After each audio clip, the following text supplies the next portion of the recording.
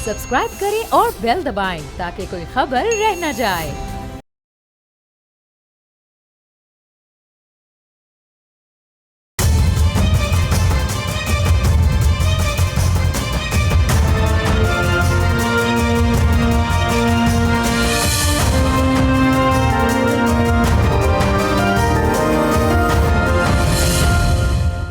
अस्सलाम वालेकुम, आप देख रहे हैं बोल रिपोर्ट्स और मैं हूं बतूल राजपूत। गुज़िश्ता हफ्ते कराची के गुल प्लाजा में आतिशज़दगी का एक अफसोसनाक वाक़या पेश आया। एक हफ्ते में 70 के करीब लोग इसमें अपनी जानें गंवा चुके हैं। दर्जनों अफराद ताहाल लापता हैं। पूरा हफ्ता हम सूरत हाल सोशल मीडिया पे, मेन स्ट्रीम मीडिया पे डिस्कस करते रहे। मलबे से कुछ ऐसे विजुअल्स भी सामने आए जो आप इमेजिन भी नहीं कर सकते। लोगों के अज़ा इस हालत में मिले कि तशख़ीस के लिए इनका पता लगाना मुमकिन नहीं लग रहा था। और अब इस तरह के वाक़यात के बाद DNA का जो टेस्ट है वो मामूल बन चुका है। आग लगती है, लोग मरते हैं, लोगों का अरबों रुपए का नुकसान हो जाता है। कुछ दिन बात होती है, सियासी जमातें एक दूसरे पे तनकीद करती हैं, वाक़े पे कुछ दिन सियासत होती है, कुछ सरकारी अफसरान को मुअत्तल किया जाता है और फिर सूरत हाल नॉर्मल हो जाती है। कोई पुराने वाक़यात से कुछ नहीं सीखता, बेहतर पॉलिसी नहीं बनाई जाती, किसी लॉन्ग टर्म सोल्यूशन पे बात नहीं होती।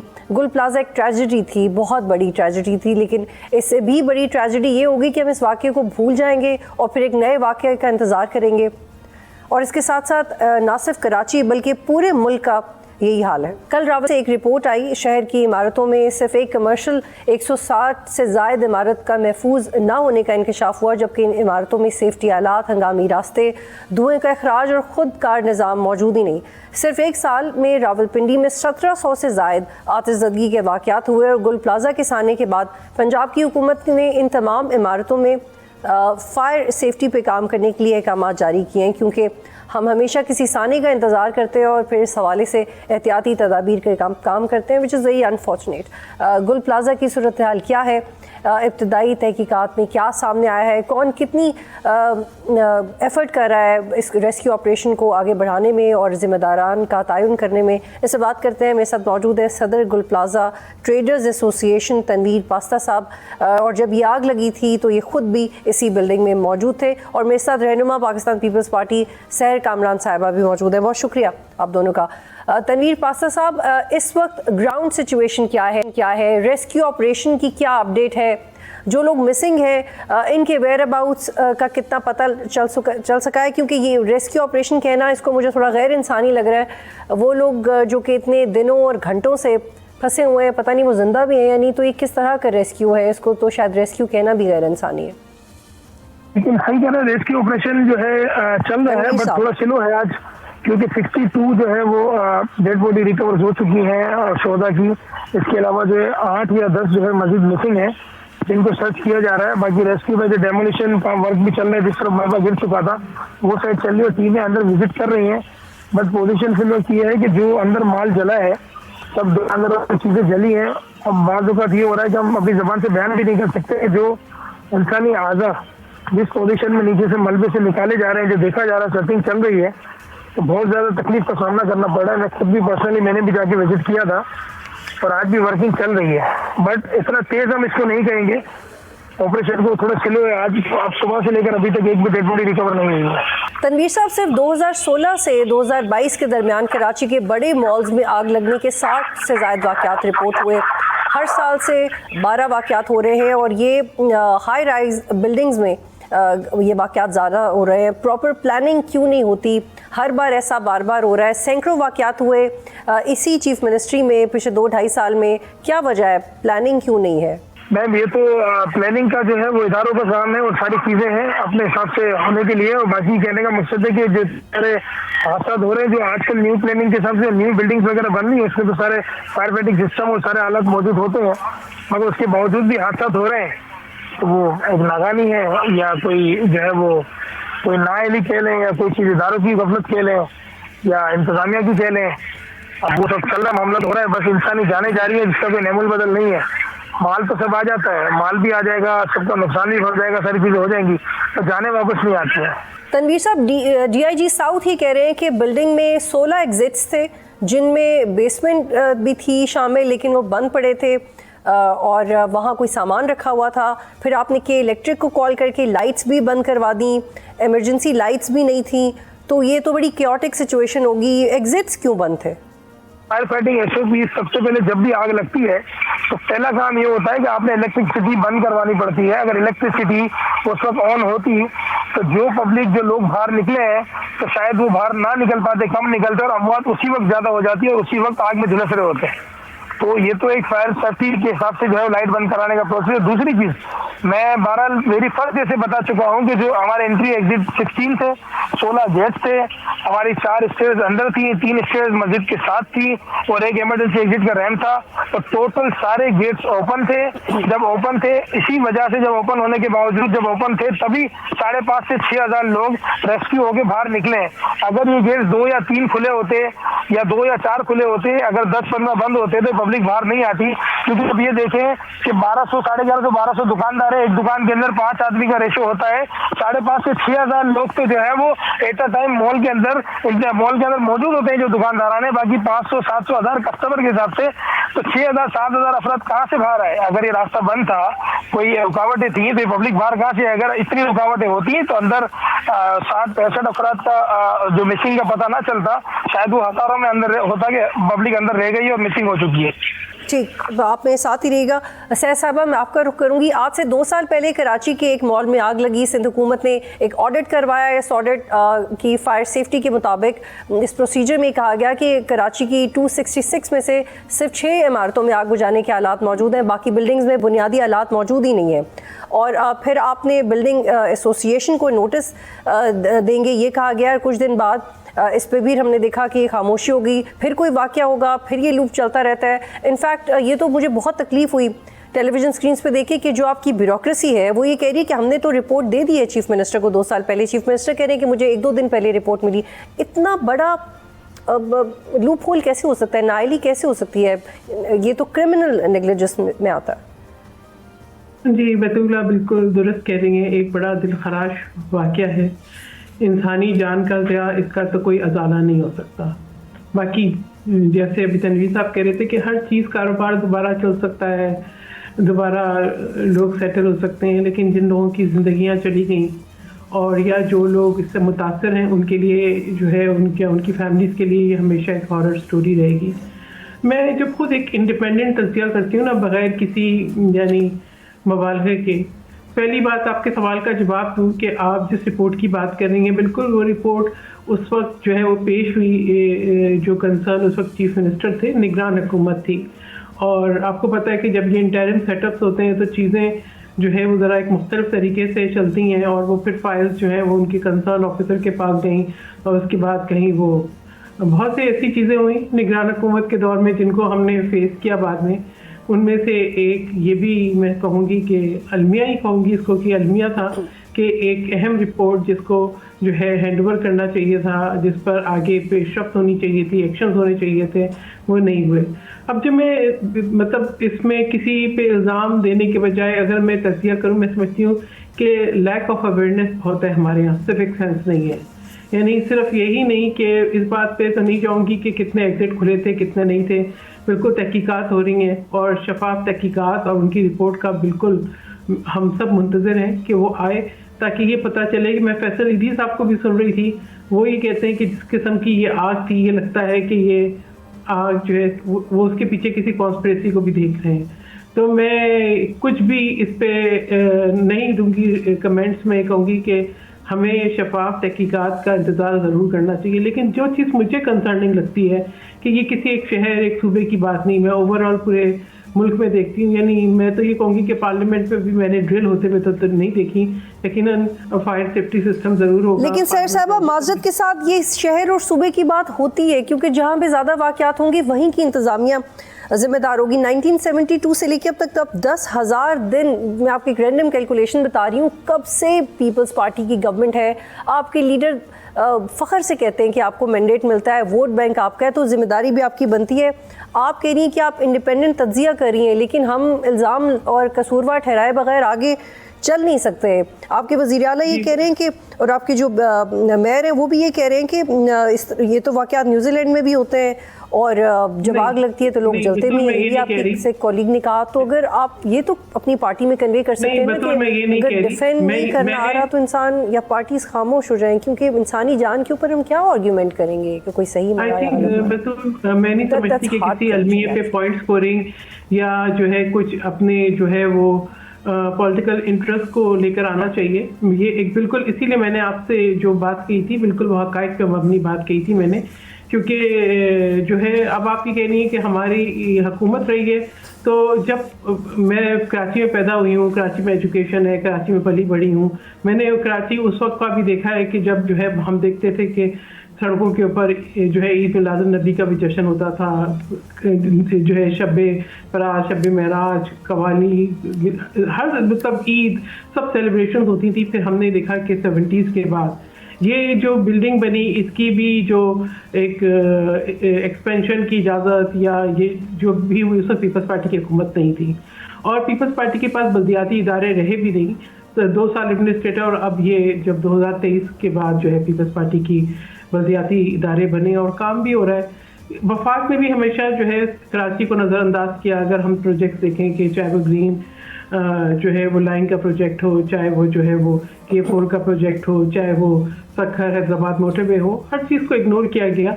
तो बात यह है कि अब सिंध अपने वसाइल लगा के कर रहा है, ट्रांसपोर्ट का निज़ाम भी आ रहा है, लेकिन मैं ये कहूँगी आज क्या हो रहा है इसको लेके मैं इस बात को इग्नोर नहीं करूँगी कि कल क्या हो गया था, कराची को क्या हो गया था। एक वफाकी वज़ीर खुद बताते हैं कि कराची को क्या हो गया था, कि किस तरीके से नफरत, तफरीक, दहशतगर्दी, कत्ल गारतगरी, एक्सटॉर्शन और एक ऐसा हालात सामने आए जहाँ पे नालों पे कब्जे हुए, जहाँ पे जो है उन नालों पे इमारतें तामीर हो गई, जहाँ पर जो है एग्जिट के रास्ते बंद हो गए, जहाँ पर जो है अब ये कहें कि जहाँ पे गुंजाइश नहीं है वहाँ पे दुकानें छोटी कर दी गई, ज़्यादा कर दी गई। यहाँ पे एक ब्रेक लेंगे फिर कंटिन्यू करेंगे।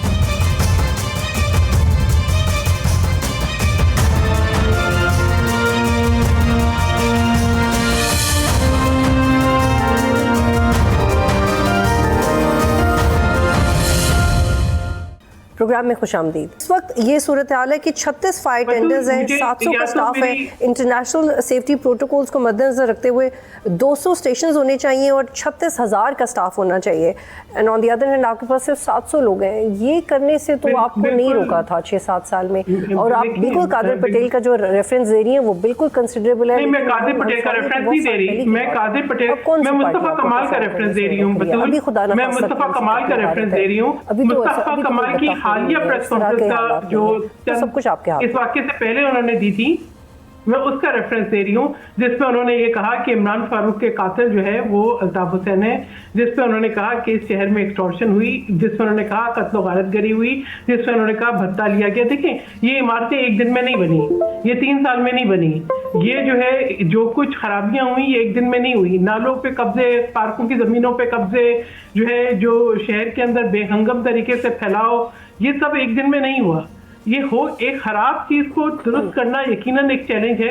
मैं इससे जिम्मेदारी से ये नहीं कहूंगी कि हम जिम्मेदारी से फरार हासिल कर रहे हैं। चीफ मिनिस्टर साहब ने भी ये कहा है कि हमारी जिम्मेदारी है, बिल्कुल हमारी जिम्मेदारी है, और एक हादसा हो गया उसको अंडू तो नहीं किया जा सकता। जो कीमती जानों का ज़िया है उस पर हम भी उतने ही रंजीदा है। इस शहर से हमने भी लाशें उठाई हैं, अपने घर से भी उठाई हैं। ये बतूल इन चीज़ों पे अगर आप चले जाएंगे ना पर्सनल, तो फिर बहुत दुख भरी बातें होंगी। देखिए, हमने इसी शहर के अंदर जब शहीद मोहतरमा बेनज़ीर भुट्टो साहिबा आई थी तो कारसाज का जो वाक़या हुआ था, आप बताएं कि हमने 150 से ज़्यादा 180 लाशें, लेकिन हमने कहीं पर जो है ये नहीं कहा था कि आप जो है कराची को जो है वो वफाक के हवाले कर दें। आप ये देखें कि मैं अभी ये बताऊं कि एक शेरशाह पुल जो है वो उसका इफ्तिताह होता है, 26 दिन के बाद वो गिर जाता है। उस वक्त जो मेयर है, हम तो उनको नहीं कह रहे थे कि आपने गिरा दिया, हम उस वक्त जो है जिन्होंने बनाया था उनको भी नहीं कहा। लेकिन बात यह है कि we have to learn lessons. और ये कोई अभी आपने खुद बताया कि पिंडी के अंदर भी कोई जो है कल एक रिपोर्ट आई कि सवाए एक बिल्डिंग, और वो एक बिल्डिंग होटल है जहाँ फायर फाइटिंग सिस्टम है। हम फायर फाइटिंग सिस्टम को भी ये समझते हैं कि अलार्म लगा दिए काफ़ी हैं, हमारे यहाँ कोई इंतज़ाम नहीं होता है कि जो है जो बाकी प्रॉपर एक सिस्टम है कि किस तरीके से पानी के स्प्रिंकलर लगेंगे, किस तरीके से जो है आग बुझाई जाएगी, बाहर के एग्जिट कैसे होंगे, कहाँ पे ड्रिल्स देखी हैं।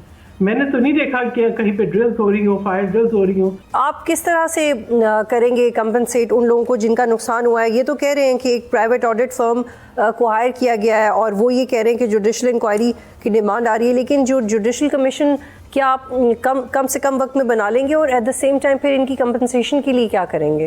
देखिए बतूल, आज चीफ मिनिस्टर था पार्लियामेंट नेशनल सूबाई असेंबली से खिताब करते हुए उन्होंने बिल्कुल एक लाहे अमल बताया है और इस पे तहकीकात भी होंगी, कमीशन भी बनेगा और उन्होंने ये भी बताया कि किस तरीके से वो कंपनसेट करेंगे। उन्होंने बताया है कि जो मुतासरीन है उनको भी फाइनेंशियली भी कंपनसेट करेंगे। उन्होंने 1 करोड़ के जो है कर्जे की भी बात की है जिसका इंटरेस्ट जो है वो सिंध गवर्नमेंट अदा करेगी। उसके अंदर बाकी अभी चीज़ें जो है डिटेल्स आएंगी क्योंकि definitely it's too early for to see के जो है किस तरीके से ये कर्जे दिए जाएंगे जो लोग लेना चाहते हैं। इसके साथ साथ ये प्लाजा भी तामीर होगा। उन्होंने इन खर्चात को भी जो है रिजेक्ट किया है कि इसके अंदर कोई अगर कोई ये सोच रहा है कि ये प्लाजा जलने के बाद कोई मल्टी स्टोरी इमारत ऐसी बन जाएगी जिसमें लोग अपने फ़ायदे ढूंढेंगे। उन्होंने कहा जितनी दुकानें जली हैं उतनी ही बनेंगी और उस वक्त तक जहां जो लोग हैं उनको कंपनसेट किया जाएगा, उनको कारोबार करने के लिए जो है वो फराहम की जाएंगी शॉप्स। तो ये अरेंजमेंट होगी, थोड़े दिन के अंदर हमारे सामने तफसीलात आ जाएंगी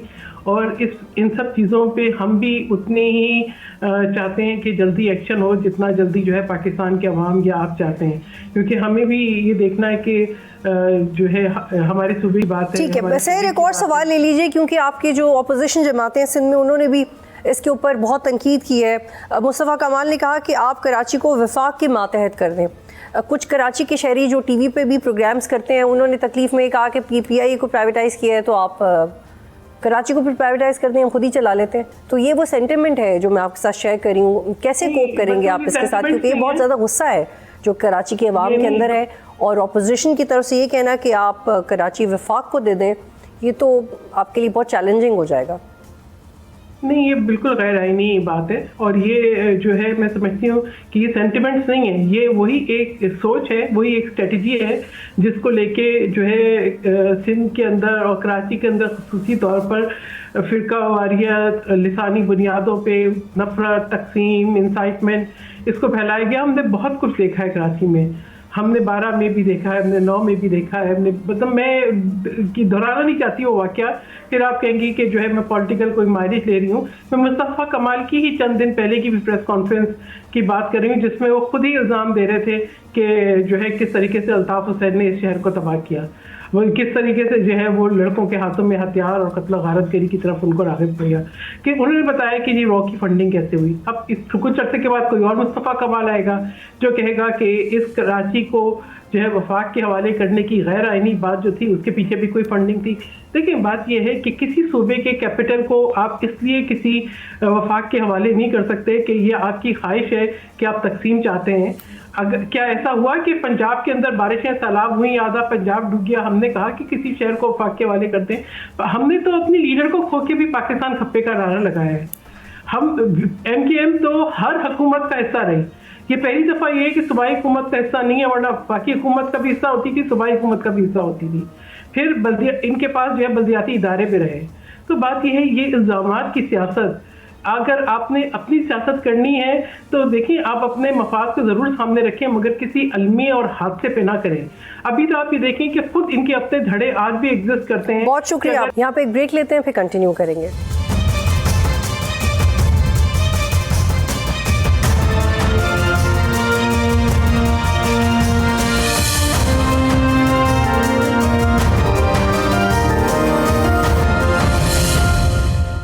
प्रोग्राम में खुशामदीद और इस वक्त मुझे ज्वाइन करें अकबर एस बाबर साहब, पुराने इमरान खान के साथी रहे, उन लोगों में शामिल थे जिन्होंने PTI बनाई, नज़रियाती थे लेकिन वक्त के साथ साथ PTI के साथ वो ताल्लुक़ नहीं कायम रह सका और अब नाकिद भी हैं, केसेस का फॉलोअप भी लेते हैं। और अब रीसेंट खबर ये है कि अकबर एस बाबर साहब महमूद अजगज़ई के ख़िलाफ़ कोर्ट में भी जाएंगे उनकी अपॉइंटमेंट के हवाले से। बहुत शुक्रिया अकबर एस बाबर साहब, आप प्रोग्राम में ज्वाइन करें। अकबर साहब, महमूद अचकज़ई की बतौर अपोजिशन लीडर तकर्रुरी हो गई। आपके हवाले से एक बयान सर्कुलेट कर रहा है कि आप उसे चैलेंज करने जा रहे हैं। आप की इंटेंशंस क्या हैं और ये किस बुनियाद पे चैलेंज करेंगे आप? जी, बिस्मिल्लाहिर्रहमानिर्रहीम। देखिए, जैसा कि आपने कहा कि मैं पीटीआई के फाउंडिंग मेंबर्स में से हूँ और एक यूनिक डिस्टिंक्शन मेरी ये भी है कि I am the only founding member and the founding leader of PTI. इसको सुप्रीम कोर्ट ऑफ पाकिस्तान ने सर्टिफाई किया, वैलिडेट किया, जो कि 13 जनवरी 2024 को जो इंट्रा पार्टी इलेक्शंस पे फैसला आया तो उसमें ये लिखा हुआ है और इनके वकीलों ने तस्लीम किया कि 8 से 12 लोगों ने पार्टी बनाई। तो ये पार्टी हमें बहुत अजीज़ थी, हमने बड़ी मेहनत से बनाई थी, लेकिन एक बड़े क्लियर मकसद के लिए। वो ये थी कि हम पाकिस्तान में रियल डेमोक्रेसी लेके आएंगे और डेमोक्रेसी को ना सिर्फ लाएंगे सोसाइटी में बल्कि उसको प्रैक्टिस भी करेंगे। तो वो जो फंडामेंटल डेमोक्रेटिक नॉर्म्स होते हैं, यानी हमारा जो बुनियादी आइन था जो जिसमें बनाने वालों में मैं भी था, उसमें यहाँ तक हम डेमोक्रेटिक थे कि हमने कहा था कि पार्टी का जो चेयरमैन है वो 2 टर्म तक होगा, उसके बाद डेमोक्रेटिकली इलेक्ट होगा। तो अब ये जो फैसला है और इस किस्म के और बहुत सारे फैसले हैं जो एक एस्पेक्ट से नहीं बल्कि वो कानूनी, सियासी और जमहूरी लिहाज से मुकम्मल तौर पे गलत है और गैर आइनी और गैर कानूनी है। और इसका एक कानूनी पहलू तो बिल्कुल साफ जाहिर है कि सुप्रीम कोर्ट का एक फ़ैसला है 2018 का, जिसमें उस वक्त के जो चीफ जस्टिस थे मिस्टर जस्टिस साकिब निसार, फिर उसके साथ मिस्टर जस्टिस अता उमर बुंदियाल साहब थे और जस्टिस इजाजुल एहसन साहब थे। तो और आयरनी है कि उसमें जो पिटिशनर थे, वन ऑफ द पिटिशनर्स वो इमरान खान खुद भी थे। तो उन्होंने ये मुतालबा किया था कि एक शख्स जब डिसक्वालीफाई हो जाए फॉर वट एवर रीजन्स, तो वो सियासत पे किसी सूरत में असरअंदाज नहीं हो सकता और ये गैर कानूनी है, गैर आइनी है। तो उस पर एक बड़ा स्ट्रांगली वर्डेड फैसला, वर्डिक्ट आया, जिसमें मोअज़्ज़िज़ जज साहिबान ने ये लिखा कि it will be a mockery of the constitution and the law and the democratic values कि अगर एक शख्स जो डिसक्वालीफाइड है, जो किसी लिहाज से पॉलिटिक्स में खुद हिस्सा नहीं ले सकता, वो इनडायरेक्टली, यानी what can not be done directly can not be done indirectly, ये उन्होंने लिखा, तो वो सियासत को डायरेक्ट करे। अब यहाँ पे जो सबके सामने है कि ये जो नॉमिनेशन है, ये जो पाकिस्तान तहरीक इंसाफ के फाउंडिंग चेयरमैन है, जो इस वक्त सज़ा याफ्ता है और डिसक्वालीफाइड है, ये उनकी ईमा पे किया गया, इसमें कोई शक नहीं है। तमाम एविडेंस जो है सबके पब्लिक के भी सामने है, इन्होंने खुद दावे किए हैं कि ये उनके ईमा पे ये फ़ैसला हुआ है। अब ये जमहूरियत की तारीख़ में शायद पहली दफ़ा है कि एक शख्स एक सीट जिसकी नेशनल असेंबली में हो, उसको लीडर ऑफ द अपोजिशन लगा दिया जाए और वो फिर एक किस्म का एक शैडो प्राइम मिनिस्टर होता है। और इसके और भी बहुत सारे पहलू हैं जो जमहूरी पहलू हैं, लेकिन इसके पीछे एक और जो बड़ा टॉक्सिक पहलू है वो ये है कि हमारी एक मुफाहमत और मुकमका की सियासत की एक हिस्ट्री रही है, एनआरओज रहे हैं, और इस फैसले के पीछे, इनकी नॉमिनेशन के फैसले के पीछे और जिस तरह उनको एक्सेप्ट किया गया, क्योंकि मैंने ये आवाज़ उनकी एक्सेप्टेंस जब उनकी नोटिफिकेशन उससे पहले भी उठाई थी, उसके पीछे एक मुकमका की सियासत है। यानी जो फेडरल एडवाइज़र हैं ऑन पॉलिटिकल अफेयर्स, उन्होंने उससे पहले ऐलान भी किया कि 5 बड़ों को बैठ के मशवरा करना चाहिए कि आगे कैसे जाएं। अब उन बड़ों में एक जी बिल्कुल अकबर बाबर साहब, आई होल्ड यू हियर, और ये जो आप बात करें बिल्कुल ये अचकज़ई साहब का एक कामयाब दौरा था और उसके बाद sir please I hold you here, एक सवाल ले लीजिएगा। आपको लगता है कि अचकज़ई साहब इमरान खान की गारंटी ले पाएंगे? क्योंकि उन्होंने कहा है कि मैं उनकी गारंटी लेने को तैयार हूँ, लेकिन मैं ख़ुद ये वसूख से कहने को तैयार हूँ कि पीटीआई के अंदर बहुत सारे लोग इमरान खान की गारंटी लेने को तैयार नहीं है। उनको नहीं पता कि इमरान खान किस वक्त क्या कह देंगे। तो क्या अचकज़ई साहब ये रिस्क लेंगे और ले सकते हैं? देखिए, अचकज़ई साहब की जो तारीख़ है, उनकी अपनी जमात उनकी गारंटी नहीं देती, आधी जमात उनको छोड़ के चली गई। अब आप ऐसे शख्स की क्या गारंटी लेंगे, और गारंटी किस बात की लेंगे? मुकमका की लेंगे ना, कि आपको ये जो मफाहमत की पॉलिटिक्स है, इसके पीछे कॉन्सेप्ट क्या है कि अपनी एक न्यूसेंस वैल्यू बनाए और एक पॉपुलैरिटी का वो लेके कि जी चूंकि पॉपुलर है इस वजह से वो आइन और कानून से बालातर है।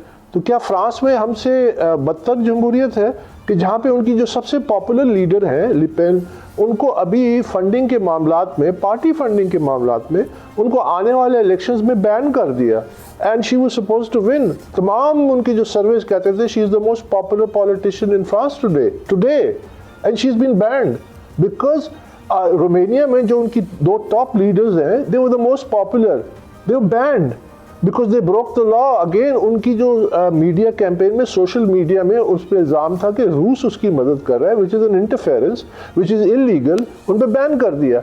अब क्या कॉन्सेप्ट क्या है? कॉन्सेप्ट ये है कि पहले आपने रूल ऑफ लॉ लाना है और उसके ऊपर डेमोक्रेसी आपने बिल्ड करनी है। अगर आप डेमोक्रेसी में सिर्फ ये देखें कि उसके पीछे कितने लोग हैं तो वो मॉबोक्रेसी है, वो मॉब जो कंट्रोल करेगा वो कानून बन जाएगा। तो ये तो एनार्की और कैओस की तरफ हम जा रहे हैं। जब एक सिटिंग गवर्नमेंट के जो सीनियर मिनिस्टर लेवल के जो लोग हैं जब वो एक ऐसी बात करें तो वो क्या जाहिर करे कि उनके सामने आइन कानून और सुप्रीम कोर्ट के फैसलों की कोई वक़्त नहीं है। और वो ये क्यों एडजस्टमेंट करना चाहते हैं? वो इसलिए करना चाहते हैं कि वो उनको अकोमोडेट करना चाहते हैं कि आपको याद होगा कि जब इलेक्शंस हो रहे थे फरवरी के, उस वक्त भी एक प्रेशर बिल्ड किया था कि बस इलेक्शन करा दो और पाकिस्तान में हालात जो है उसमें ठहराव आ जाएगा और सुकून आ जाएगा और हम आगे बढ़ सकेंगे। क्या ऐसा हुआ? हरगिज़ नहीं हुआ। उसके बाद अब फिर एक मोमेंटम बिल्ड करने की कोशिश की जा रही है। और मैं उस वक्त कहता था कि देखिए डेमोक्रेसी के फंडामेंटल्स हैं कि political parties must be democratic. यहाँ तो बादशाहते हैं, यहाँ आप जितनी जमातें बड़ी बड़ी देख लें, आप मुस्लिम लीग नवाज को देख लें, सारी फैमिली पॉलिटिक्स है ना कि एक सदर है, बेटी वजीर आला है, भाई उनके वजीर आज़म है और फैमिली मेंबर्स असेंबली में है। और पीपल्स पार्टी को देख लीजिए कि एक प्रेसिडेंट है, उनके बेटे चेयरपर्सन है, फिर उसके बाद उनकी जो फैमिली है वो सिंध में कितनी इन्फ्लुएंशियल है और दूसरी जो फर्स्ट लेडी बन गई है। पीटीआई को देख लें, उनकी सारी फैमिली जो है अडियाला के बाहर खड़ी होकर पॉलिटिकल ट्रैफिक को कंट्रोल कर रहे हैं। चीफ मिनिस्टर बदलते हैं, जेल से निकल के आते हैं, कहते हैं इसको हटा दो, इस लड़के को लगा दो। क्या मेरिट, क्या क्रेडेंशियल्स?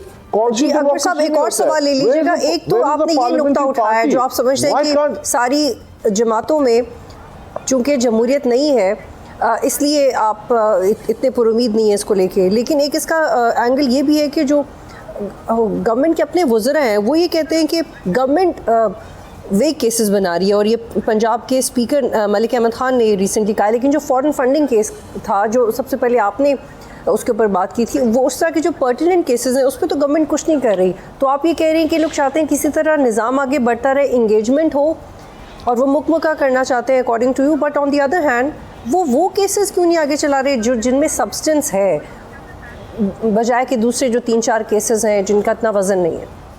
देखिए सब्सटेंस तो इसमें भी है। आपको याद होगा कि पीटीआई ने जब पिछले जो एक लीडर ऑफ द अपोजिशन थे, पीटीआई ने उनको चैलेंज किया था लाहौर हाई कोर्ट में। राजा रियाज जब लीडर ऑफ द अपोजिशन लगे थे तो यही स्पीकर ने अपने इख्तियारात इस्तेमाल किए थे कि उस वक्त इतने अपोजिशन के, उसमें से उनके इतने दस्तखत आ गए, पीटीआई ने उसको चैलेंज किया था और फिर वहाँ से एक अदालती फैसला आया। तो ये और ये जो सुप्रीम कोर्ट में केस है, अगेन इसमें इमरान खान खुद पिटिशनर भी थे। पर आपने बिल्कुल सही तरफ पॉइंट किया कि फॉरेन फंडिंग केस जिसमें इतने संगीन इल्ज़ामात साबित हुए अगस्त 2022 को, जिसके लिए पीडीएम पे हर लीडर ने खड़े होकर कहा कि इसका फैसला आना चाहिए और सज़ा होनी चाहिए, जिसके बारे में जब ये 22 में फैसला आया अगस्त 2 को, तो एक पूरा एक वो बना के जी अब जिन लोगों की निशानदेही हुई है और उसमें सबकी निशानदेही हुई है कि उसमें बैंक्स में बैंक अकाउंट्स को कंसील किया गया, उसमें जाली सर्टिफिकेट दिए गए, उसमें फॉरेन फंडिंग हुई, उसमें फॉरेनर्स की फंडिंग हुई। मैं तो यही कहता हूं कि फ्रांस में भी फंडिंग के इशू पे उनके एक फॉर्मर प्रेसिडेंट सार्कोजी को जेल हो गई। आप अंदाजा लगाइए 5 साल की सजा हो गई और जो मोस्ट पॉपुलर लीडर हैं उनको बैन कर दिया गया।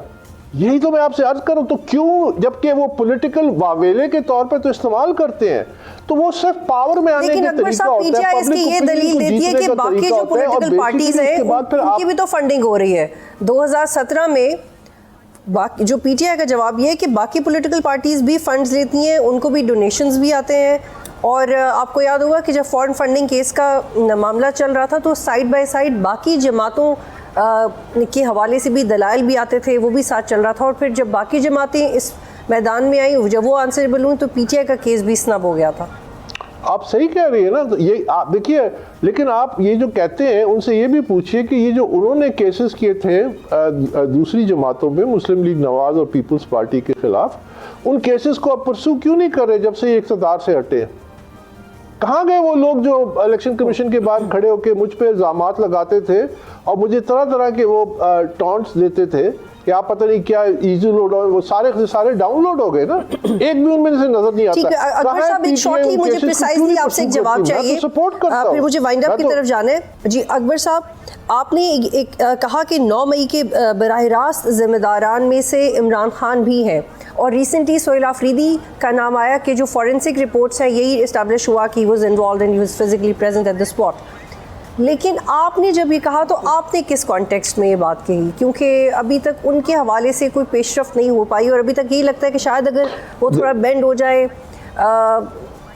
पार्शली माफ़ी मांग लें या कह दें हमारे कुछ अनासर थे, तो चीज़ें आगे बढ़ सकती हैं। बट इमरान खान का नाम उस तरह से नहीं आता जैसे उनकी पार्टी में बाकी लोगों का नाम आता है। देखिए, ये जो डोमिनेशन का है लीडर ऑफ द अपोजिशन का, ये किसकी डायरेक्टर्स पे हुआ? इलीगली हुआ, अनकॉन्स्टिट्यूशनल हुआ, लेकिन किसकी डायरेक्टर्स हुआ? उन्हीं के डायरेक्टर्स पे हुआ ना। अभी जब चीफ मिनिस्टर खैबर पख्तूनख्वा को तब्दील किया गया, इलीगली किया गया, अनकॉन्स्टिट्यूशनली किया गया, लेकिन किसकी ईमा पे किया गया? उन्हीं की ईमा पे किया गया ना, जेल से उन्होंने इंस्ट्रक्शंस दी थी ना। पीटीआई में ये जो एक कल्चर बन गया है गुलामी का, हमारे वक्त में ऐसा तो नहीं होता था। हम तो चैलेंज करते थे, हम तो डेमोक्रेटिकली चीजें डिसाइड करते थे with in the central executive committee. अभी पार्लियामेंट्री पार्टी वो नहीं करती। तो पीटीआई में तो पत्ता भी नहीं हिल रहा बगैर उनकी मर्जी के इशारे के। 1 साल लोगों को तरबियत दी गई, लोगों से अहद लिए गए, लोगों को कहा गया कि ये हमारी रेड लाइन है, अगर अरेस्ट किया तो the heavens will come down. तो वो जो तमाम पब्लिक सबूत मौजूद हैं, जो वीडियोस मौजूद हैं, जो इंस्ट्रक्शंस मौजूद हैं, जो उनके अपने लोग कह रहे हैं, इससे ज्यादा आपको क्या एविडेंस चाहिए? बरतानिया में बिल्कुल अकबर बाबा साहब, आपका जवाब आ गया है और वहाँ की अदालत में बैठ आप प्रोग्राम में ज्वाइन कर रहे थे। आज तक के लिए इतना ही। प्रोग्राम देखने का शुक्रिया। अल्लाह हाफिज।